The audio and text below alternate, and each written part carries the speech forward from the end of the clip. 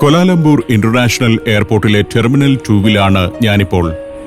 KLIA 2 എന്നറിയപ്പെടുന്ന terminal budget എയർലൈനുകളുടെയും ചുരുങ്ങിയ ചിലവിൽ യാത്ര ചെയ്യുന്നവരുടെയുമൊക്കെ ഒരു കേന്ദ്രമാണ് ഈ എയർപോർട്ട്. ആഡംബരങ്ങളില്ല, എങ്കിലും ഇവിടെയും ഡ്യൂട്ടി ഫ്രീ ഷോപ്പുകളുണ്ട്. അത്യാവശ്യം എന്റർടൈൻമെന്റ് സൗകര്യങ്ങളുണ്ട്, റെസ്റ്റോറന്റുകളുണ്ട്.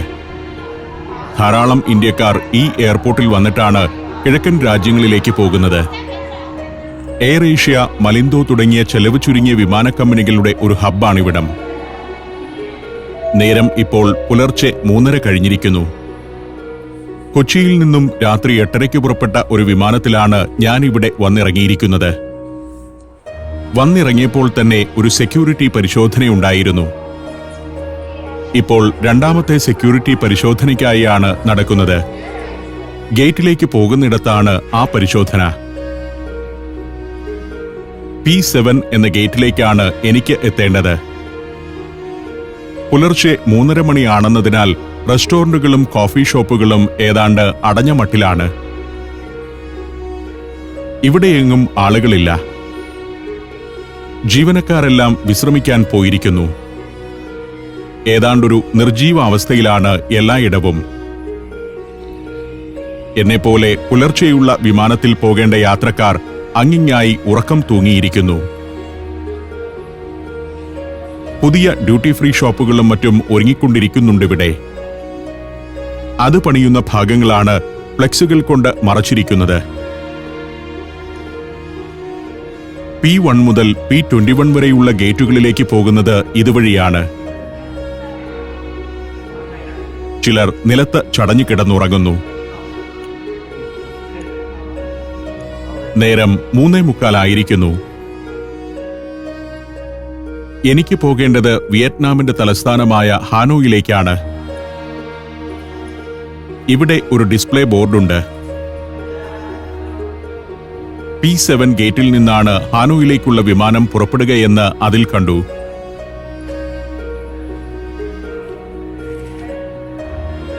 P7 ഗേറ്റിലേക്ക് നടന്നു. ഏതാണ്ട് 15 വർഷം മുൻപ് ഞാൻ സന്ദർശിച്ചിട്ടുള്ള രാജ്യമാണ് വിയറ്റ്നാം. അന്ന് വിയറ്റ്നാമിന്റെ തെക്കൻ പ്രവിശ്യകളിലായിരുന്നു സഞ്ചാരം. ഹോച്ചിമിൻ സിറ്റി എന്ന പഴയ സൈഗോൺ പട്ടണം, ഹൊയാൻ എന്നിങ്ങനെ വിവിധങ്ങളായ സ്ഥലങ്ങളിലൂടെ അന്ന് കടന്നുപോയി. മെലിഞ്ഞു നീണ്ടുകിടക്കുന്ന ഒരു രാജ്യമാണ് വിയറ്റ്നാം. അതിന്റെ നോർത്തേൺ പ്രൊവിൻസുകളും അവിടുത്തെ ലോകാത്ഭുതങ്ങളും തലസ്ഥാന നഗരവുമൊന്നും കഴിഞ്ഞ യാത്രയിൽ കണ്ടിരുന്നില്ല. അത്തരം കാഴ്ചകൾ ക്യാമറയിലാക്കാനാണ് വീണ്ടും ഒരിക്കൽ കൂടി വിയറ്റ്നാമിലേക്ക് പോകുന്നത്. കിഴക്കനേഷ്യൻ രാജ്യങ്ങളുടെ ഒരു കണക്ടിവിറ്റി ഹബ്ബാണ് കോലാലംപൂരിലെ ക്ലിയ 2. ആ രാജ്യങ്ങളെ കൂട്ടിയിണക്കുന്നതിൽ എയർ ഏഷ്യ വഹിക്കുന്ന പങ്ക് ചെറുതൊന്നുമല്ല. കിഴക്കനേഷ്യയിലെ വ്യോമഗതാഗത രംഗത്ത് വലിയ വിപ്ലവമുണ്ടാക്കിയ വിമാന കമ്പനിയാണത്. വെറും 26,000 രൂപയ്ക്ക് കൊച്ചിയിൽ നിന്നും വിയറ്റ്നാമിൽ പോയി തിരിച്ചെത്താൻ കഴിയുന്ന ഒരു വിപ്ലവമുണ്ടാക്കിയത് എയർ ഏഷ്യയാണ്. 26,000 രൂപയ്ക്കാണ് എനിക്ക് ടിക്കറ്റ് കിട്ടിയിരിക്കുന്നത്. അങ്ങനെ ഒരു കുറഞ്ഞ തുകയ്ക്ക് വിയറ്റ്നാമിൽ പോയി തിരികെ എത്താമെന്നത് ചെറിയ കാര്യമല്ല. 24 മണിക്കൂറും സജീവമാണ് ക്ലിയ 2. ബജറ്റ് എയർലൈനുകൾക്കുള്ള എയർപോർട്ടാണെങ്കിലും ഒരു ലക്ഷറി വിമാനത്താവളത്തിലെ സൗകര്യങ്ങളെല്ലാം ഉണ്ട്. നല്ല റെസ്റ്റോറന്റുകൾ, ഡ്യൂട്ടി ഫ്രീ ഷോപ്പിങ്ങിനുള്ള സൗകര്യങ്ങൾ. എന്നാൽ വലിയ ആഡംബരങ്ങൾ ഇല്ലതാനും. ഇവിടെയാണ് P7 ഗേറ്റ്. ഹാനോയിലേക്കുള്ള വിമാനം 6 മണിക്കാണ് പുറപ്പെടുക. കാത്തിരിക്കണം. കുറെ പേർ സെക്യൂരിറ്റി ഹോളിൽ കാത്തിരിക്കുന്നുണ്ട്. ഇവിടെ നിന്നാണ് ഗേറ്റ് തുറന്ന് യാത്രികരെ വിമാനത്തിലേക്ക് കയറ്റിവിടുക. പലരും ഉറങ്ങുന്നു. രാത്രി യാത്ര വലിയ ദുരിതമാണ്. എന്നെ സംബന്ധിച്ചിടത്തോളം വിശ്രമിക്കാൻ നേരമില്ല. രാവിലെ വിയറ്റ്നാമിലെത്തിയാലുടൻ ഷൂട്ടിംഗ് തുടങ്ങണം. കാത്തിരിക്കുന്ന കുട്ടികളും അസ്വസ്ഥരാണ്. ഇരിക്കാനും ഉറങ്ങാനും പറ്റാത്ത അവസ്ഥയിലാണ് മിക്കവരുമെന്ന് തോന്നും. ചിലർ കാപ്പി വാങ്ങി വരുന്നു. താഴെ ഞങ്ങൾക്ക് പോകാനുള്ള വിമാനം വന്ന് കിടപ്പുണ്ട്. എയർ ഏഷ്യയുടെ വിമാനമാണ്.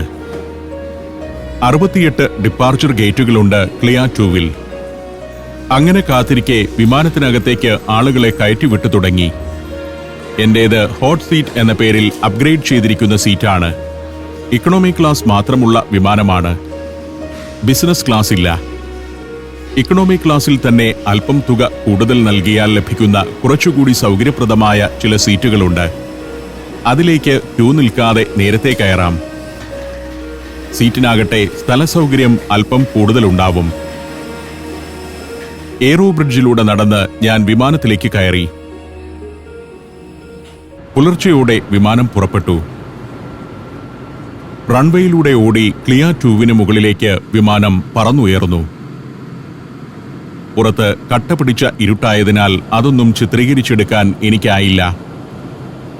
വിമാനത്തിൽ പലരും ഉറക്കത്തിലാണ്, ചിലർ വായനയിലും. നേരം പുലർന്നു വരുന്നത് മറുവശത്തെ ജാലകത്തിലൂടെ കാണാം. അന്തരീക്ഷത്തിൽ വെളിച്ചം പടർന്നു. എയർ ഏഷ്യ വിമാനം വിയറ്റ്നാമിലെ ഹാനോയ് നഗരം ലക്ഷ്യമാക്കി പറക്കുകയാണ്. ആദ്യം മലേഷ്യയ്ക്ക് മുകളിലൂടെ കുറേ ദൂരം പറക്കും. പിന്നെ ഗൾഫ് ഓഫ് തായ്ലൻഡിന് മുകളിലൂടെ. ആ ഉൾക്കടലിന് മുകളിൽ നിന്നും കംബോഡിയയുടെ ആകാശത്തേക്കു കയറി വീണ്ടും കുറച്ചു ദൂരം തായ്ലൻഡിന് മുകളിലൂടെ പറന്ന് പിന്നെ ലാവോസ് കടന്ന് ഉത്തര വിയറ്റ്നാമിന്റെ ആകാശത്തേക്കെത്തും. എന്റെ യാത്രാപഥം ഇങ്ങനെയാണ്. കൊച്ചിയിൽ നിന്ന് രാത്രി 8:30 പുറപ്പെട്ട വിമാനം പുലർച്ചെ 3 മണിക്ക് കൊലാലംപൂരിൽ. അവിടെ നിന്ന് 6 മണിക്ക് പുറപ്പെട്ട് തായ് ഉൾക്കടലിന് മുകളിലൂടെ പറന്ന് കംബോഡിയയും തായ്ലൻഡും ലാവോസും പിന്നിട്ട് ഉത്തര വിയറ്റ്നാമിലൂടെ ഹാനോയിയിൽ എത്തിച്ചേരും. ഞാൻ ഈ രാത്രി ഒട്ടും ഉറങ്ങിയിട്ടില്ല. 8:30 കൊച്ചിയിൽ നിന്നും വിമാനത്തിൽ കയറിയതാണ്. വിയറ്റ്നാമിൽ ചെന്നിറങ്ങിയാലാവട്ടെ ഉടനെ ഷൂട്ട് തുടങ്ങണം. ഇന്ന് രാത്രിയെ ഇനി ഉറങ്ങാനാവൂ. ഹോട്ട് സീറ്റ് എന്ന സ്പേസ് കൂടുതലുള്ള സീറ്റിൽ ഞങ്ങൾ കുറച്ചുപേരേയുള്ളൂ. എയർ ഹോസ്റ്റസുമാർ ബ്രേക്ക്ഫാസ്റ്റ് സെർവ് ചെയ്തു തുടങ്ങി. ഭക്ഷണം നേരത്തെ ബുക്ക് ചെയ്യാം. അതല്ലെങ്കിൽ വിമാനത്തിൽ നിന്ന് തന്നെ പണം കൊടുത്തു വാങ്ങാം. മറ്റ് എയർലൈനുകളിലേതുപോലെ ഭക്ഷണം ടിക്കറ്റ് നിരക്കിൽ ഉൾപ്പെട്ടതല്ല. സീറ്റിന് മുന്നിൽ വച്ച മെനു കാർഡിൽ നോക്കിയാണ് ഞാൻ ഭക്ഷണം ഓർഡർ ചെയ്തത്. നൂഡിൽസും മറ്റു ചില വിഭവങ്ങളും. അത് കഴിച്ചു. പുറത്തേക്ക് നോക്കുമ്പോൾ വെയിൽ പരന്നിരിക്കുന്നു. നേരം രാവിലെ 7 മണിയായിട്ടുണ്ട്. ടൈം സോൺ അനുസരിച്ച് മലേഷ്യ ഇന്ത്യയേക്കാൾ 2.5 മണിക്കൂർ മുന്നിലാണ്. ഇന്ത്യയിൽ 6 മണിയാവുമ്പോൾ മലേഷ്യയിൽ 8:30 ആയിരിക്കും. എന്നാൽ വിയറ്റ്നാമിലേക്ക് എത്തുമ്പോൾ സമയവ്യത്യാസത്തിൽ കുറവുണ്ടാവും. ഇന്ത്യയിൽ 6 മണിയാവുമ്പോൾ വിയറ്റ്നാമിൽ 7:30 ആയിരിക്കും സമയം. വിയറ്റ്നാമും ഇന്ത്യയും തമ്മിലുള്ള സമയവ്യത്യാസം 1.5 മണിക്കൂർ മാത്രമാണ്. ഇങ്ങനെ വിചിത്രമായൊരു സമയക്രമത്തിലൂടെയാണ് കടന്നുപോകുന്നത്. വിമാനം ഉത്തര വിയറ്റ്നാമിന് മുകളിലേക്ക് എത്തിയിരിക്കുന്നു. വിയറ്റ്നാമീസ് സംസ്കാരം രൂപം കൊണ്ട പ്രദേശമാണ് ഉത്തര വിയറ്റ്നാം. 2000 വർഷം മുൻപ് ഉത്തര വിയറ്റ്നാമിലെ റെഡ് റിവർ ഡെൽറ്റയിൽ രൂപം കൊണ്ട ആ സംസ്കാരം പിന്നീട് മെക്കോങ് നദീതടത്തിലെ വലിയൊരു പ്രദേശത്തേക്ക് വ്യാപിക്കുകയായിരുന്നു. താഴെ കാണുന്നത് നാം മാ നദിയാണ്. ഉത്തര വിയറ്റ്നാമിലെ ഒരു പ്രധാന നദിയാണത്. ആദ്യകാലത്ത് ചൈനീസ് സംസ്കാരം തന്നെയാണ് ഇവിടെ ഉണ്ടായിരുന്നത്. ചൈനീസ് ഭാഷയും അവിടെ വ്യാപകമായി ഉപയോഗത്തിലിരുന്നതാണ്. ചൈനീസ് സംസ്കാരത്തിന്റെ ഭാഗമായ മതവിശ്വാസങ്ങളെല്ലാം ഇപ്പോഴും ഉത്തര വിയറ്റ്നാമിലുണ്ട്. ചൈനീസ് തണലിൽ ഒറ്റ രാജ്യമായി കിടന്ന വിയറ്റ്നാമിനെ ഉത്തര വിയറ്റ്നാമെന്നും ദക്ഷിണ വിയറ്റ്നാമെന്നും വിഭജിച്ചത് ഫ്രഞ്ചുകാരാണ്. 19-ാം നൂറ്റാണ്ടിന്റെ അവസാന കാലത്ത് ഈ 2 വിയറ്റ്നാമുകളും കംബോഡിയയും കൂട്ടിച്ചേർത്ത് ഫ്രഞ്ചുകാർ ഫ്രഞ്ച് ഇൻഡോ ചൈന എന്ന കോളനി രൂപപ്പെടുത്തി. 2-ാം ലോകമഹായുദ്ധാനന്തരമുണ്ടായ രാഷ്ട്രീയ സാഹചര്യങ്ങളിൽ വടക്കൻ വിയറ്റ്നാം കമ്മ്യൂണിസ്റ്റ് നിയന്ത്രണത്തിലായി. തെക്കൻ വിയറ്റ്നാം ആകട്ടെ ഫ്രഞ്ച് അധീനതയിൽ തുടർന്നു. അവിടെ കമ്മ്യൂണിസ്റ്റ് വേട്ട ആരംഭിച്ചതോടെ തെക്കൻ പ്രദേശങ്ങൾ പിടിച്ചെടുക്കാൻ വടക്കൻ വിയറ്റ്നാമിലെ കമ്മ്യൂണിസ്റ്റ് സേന ശ്രമം തുടങ്ങി. അതോടെ അമേരിക്ക പ്രശ്നത്തിൽ ഇടപെട്ടു. അതാണ് ലോകപ്രസിദ്ധമായ വിയറ്റ്നാം യുദ്ധമായി മാറിയത്. ഇന്ത്യയിൽ ഇന്ത്യയിലെ ഹൈന്ദവ തീർത്ഥാടന കേന്ദ്രങ്ങളിലൂടെയുള്ള സഞ്ചാരം പെൻഡ്രൈവിൽ സ്വന്തമാക്കാൻ ഇനി പറയുന്ന നമ്പറിലേക്ക് HP എന്ന് SMS ചെയ്യുക. HP എന്നീ 2 അക്ഷരങ്ങൾ മാത്രം. ഫോൺ 9995444222. വിമാനം ഹാനോയിയോട് അടുക്കുകയാണ്. ഹരിതാഭമായ പ്രദേശങ്ങളും മലനിരകളുമെല്ലാം കാഴ്ചയിലേക്കെത്തുന്നു. സഹ്യപർവ്വതത്തിന് മുകളിലൂടെ വിമാനത്തിൽ പറക്കുമ്പോൾ കാണുന്നത് പോലുള്ള കാഴ്ചകൾ. ട്രോപ്പിക്കൽ കാലാവസ്ഥയുള്ള പ്രദേശമാണ് വിയറ്റ്നാം. ചെറിയ ജലാശയങ്ങൾ, അതിൻ്റെ തീരത്തെ കൃഷിയിടങ്ങൾ, മലകൾ, അതിലെ നിബിഡ വനങ്ങൾ, ഇതെല്ലാമാണ് വിമാനജാലകത്തിലൂടെ കാണുന്നത്. കേരളത്തിലേതിനേക്കാൾ കത്തുന്ന പച്ചപ്പിന്റെ ഒരു പ്രദേശം. വിമാനം ഹാനോയിയോട് അടുക്കുമ്പോൾ താഴെ ഗ്രാമങ്ങളും ചെറുപട്ടണങ്ങളും കാണാം. ഹാനോയി എയർപോർട്ടിലേക്ക് തിരിയാനുള്ള സമയമായിരിക്കുന്നു. ആദ്യകാലം മുതലേ ഈ മേഖലയിലെ ഒരു പ്രധാന നഗരമായിരുന്നു ഹാനോയി. വിയറ്റ്നാം യുദ്ധത്തിൽ ഉത്തര വിയറ്റ്നാം നേടിയ വിജയത്തോടെയാണ് ഹാനോയി മുഴുവൻ വിയറ്റ്നാമിന്റെയും തലസ്ഥാനമായി മാറിയത്. 1976 അത്. അതിനും 30 വർഷം മുൻപ് കമ്മ്യൂണിസ്റ്റ് നേതാവ് ഹോച്ചിമിന്റെ നേതൃത്വത്തിൽ വടക്കൻ Vietnam democratic republic of Vietnam എന്ന രാഷ്ട്രമായപ്പോൾ തലസ്ഥാനമായി തിരഞ്ഞെടുത്തതും ഹാനോയി ആയിരുന്നു. നഗരത്തോടടുക്കുമ്പോൾ കാലാവസ്ഥ അത്ര നല്ലതല്ല. മൂടിക്കെട്ടിയ അന്തരീക്ഷം. ഇപ്പോൾ താഴെ ഒരു നദി കാണാം. റെഡ് റിവറാണത്. വളരെ പ്രശസ്തമായ നദി.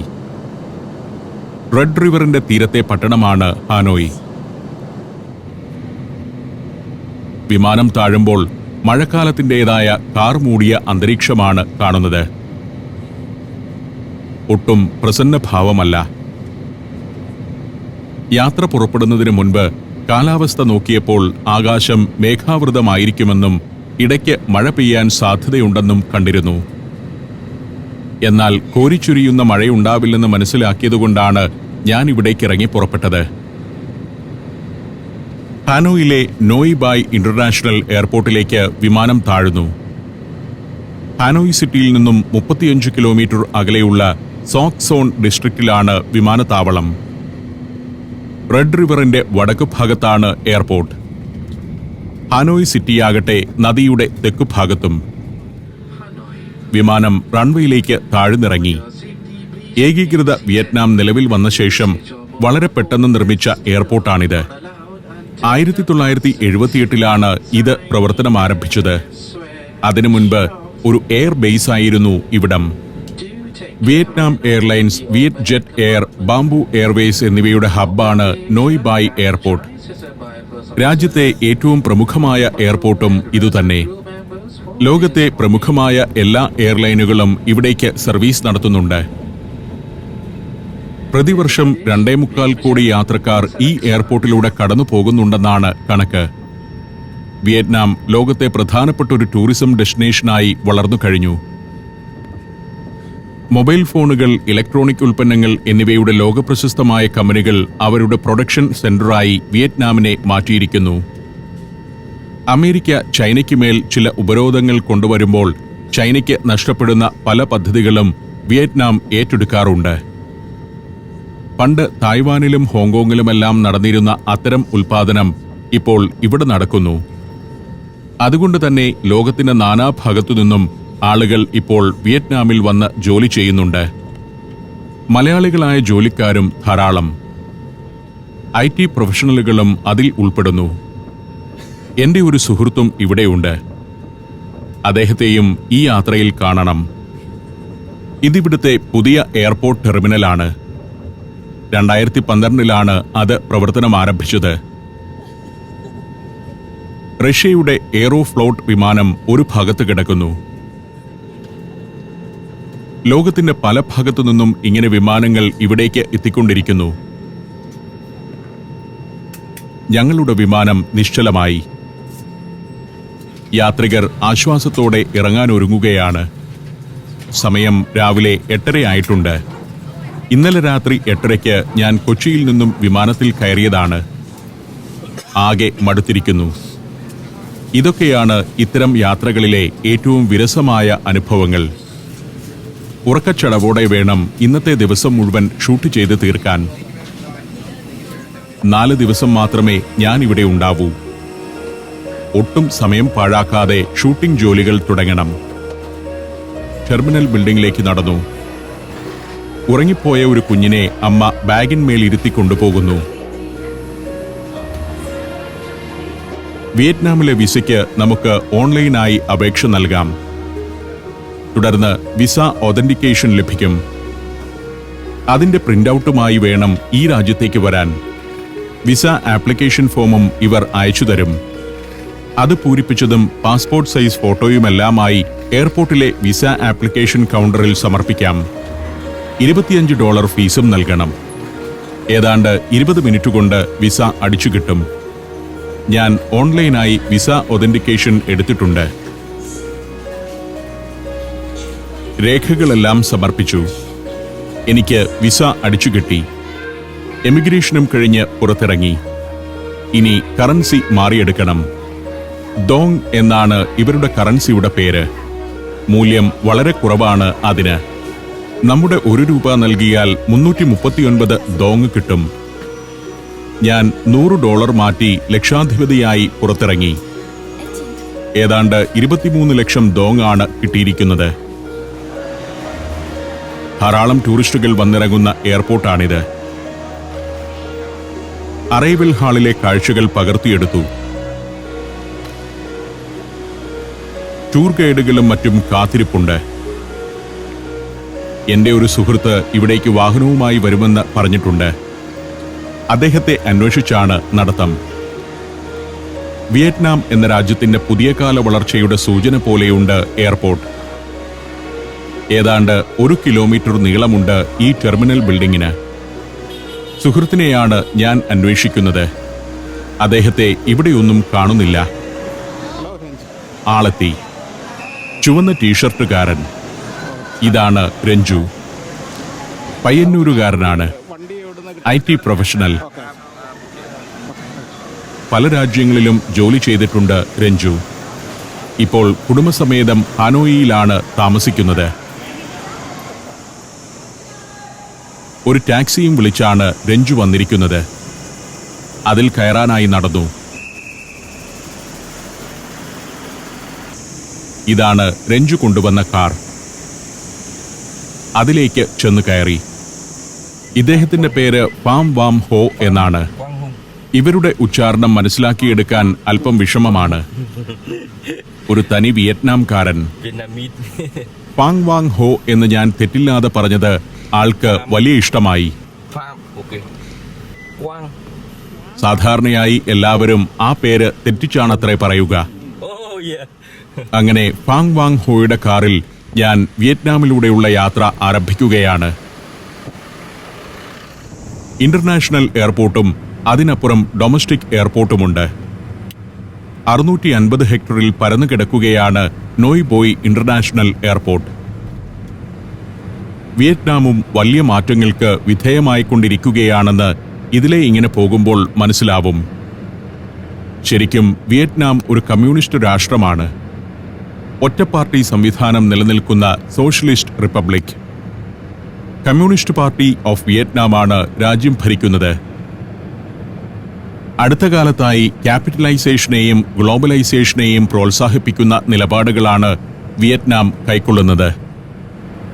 പ്രമുഖമായ മിക്ക ബഹുരാഷ്ട്ര കമ്പനികളും ഇവിടെ ഇൻവെസ്റ്റ് ചെയ്യുന്നുണ്ട്. സാമ്പത്തികമായി ഇടക്കാലത്തുണ്ടായ വലിയ തകർച്ചയിൽ നിന്നും ഇപ്പോൾ കരകയറിക്കൊണ്ടിരിക്കുകയാണ് വിയറ്റ്നാം. ചൈനയുടെ പാത പിന്തുടർന്നാണ് ഇവർ വലിയ വളർച്ചയിലേക്ക് കുതിച്ചുകൊണ്ടിരിക്കുന്നത്. 20 വർഷം നീണ്ടുനിന്ന വിയറ്റ്നാം യുദ്ധത്തോടെ സാമ്പത്തിക രംഗം അമ്പേ തകർന്നടിഞ്ഞ നാടായിരുന്നു വിയറ്റ്നാം. യുദ്ധത്തിനും റീയൂണിഫിക്കേഷനും ശേഷം പഞ്ചവത്സര പദ്ധതികളിലൂടെ രാജ്യത്തിന്റെ സാമ്പത്തിക നില പടിപടിയായി ഉയർത്തിക്കൊണ്ടുവരികയായിരുന്നു.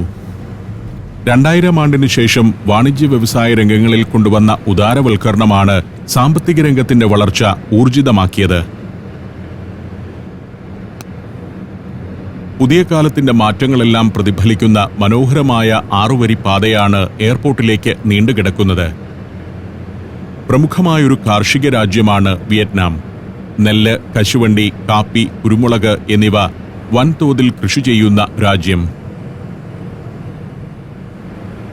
പുതിയ കാലത്തെ വാണിജ്യ നയങ്ങൾ കൃഷിയിൽ നിന്നുള്ള വരുമാനം 10 മടങ്ങ് വർദ്ധിപ്പിച്ചിട്ടുണ്ട്. ശാസ്ത്ര സാങ്കേതിക വിദ്യാരംഗങ്ങളിൽ കഴിഞ്ഞ 10 വർഷമായി വലിയ കുതിപ്പാണ് വിയറ്റ്നാം നടത്തുന്നത്. അതിനെല്ലാം ചൈനയെ മാതൃകയാക്കുന്നതിനൊപ്പം അവരുടെ സഹായവും ഇവർ സ്വീകരിക്കുന്നുണ്ട്.